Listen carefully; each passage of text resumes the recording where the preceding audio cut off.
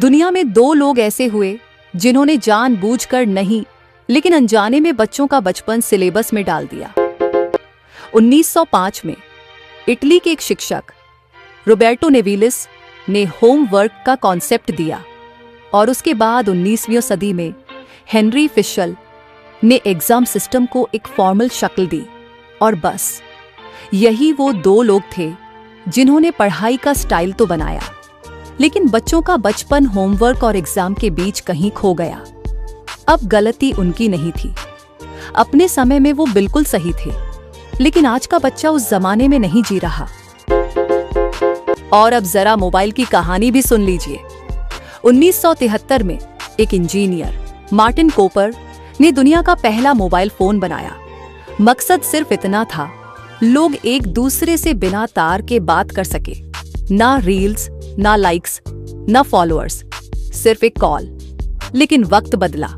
आज वही मोबाइल सिर्फ बात करने का जरिया नहीं, बल्कि बच्चों की सबसे बड़ी कमजोरी बन चुका है। पेरेंट्स परेशान हैं, टीचर्स कंफ्यूज्ड हैं और बच्चे वो ज्यादातर वक्त सोशल मीडिया की दुनिया में गुम दिखाई देते हैं। अब गलती मोबाइल की भी नहीं है।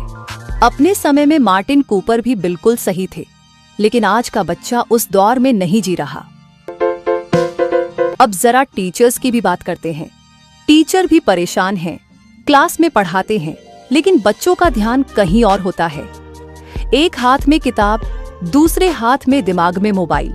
टीचर बोले, ध्यान दो। बच्चा सोचे, कब बजेगी घंटी? क्योंकि आज का बच्चा सिर्फ सुनकर नहीं सीखता, आज का बच्चा करके सीखता है। ट्राई करता है, गलती करता है, फिर दोबारा कोशिश करता है। और यही वजह है कि गेम उसे खींचते हैं, क्योंकि गेम में रिजल्ट तुरंत मिलता है। गलती हुई, कोई बात नहीं, फिर से खेलो। लेकिन पढ़ाई में गलती हुई तो डांट, marks cut, confidence down.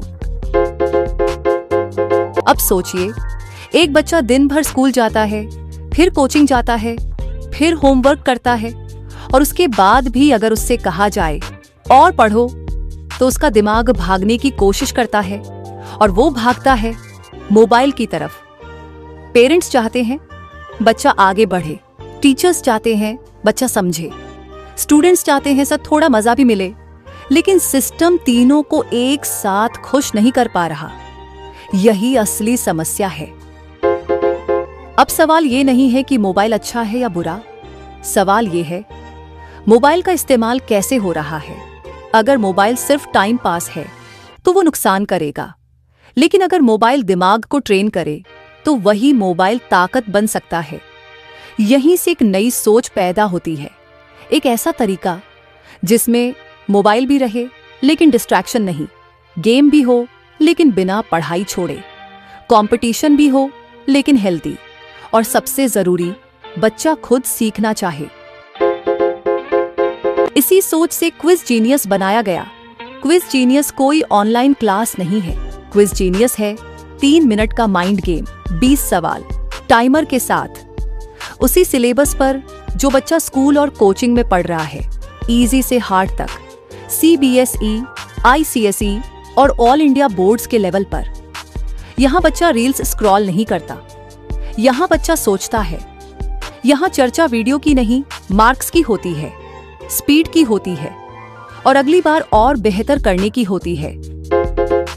Parents के लिए सबसे बड़ी राहत ये है, क्विज जीनियस महंगा नहीं है, इतनी प्राइस में कि हर माँ बाप कह सके, हाँ ये मैं अपने बच्चे के लिए ले सकता हूँ बिना किसी रिस्क के।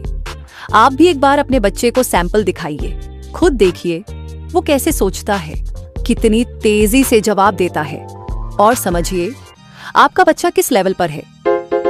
आज ही विजिट कीजिए www.kbtraders.co.in। मोबाइल दुश्मन नहीं है, गलत इस्तेमाल दुश्मन है। सही दिशा मिले तो यही मोबाइल बच्चों का भविष्य बना सकता है। क्विज जीनियस, जहां गेम बनता है ज्ञान।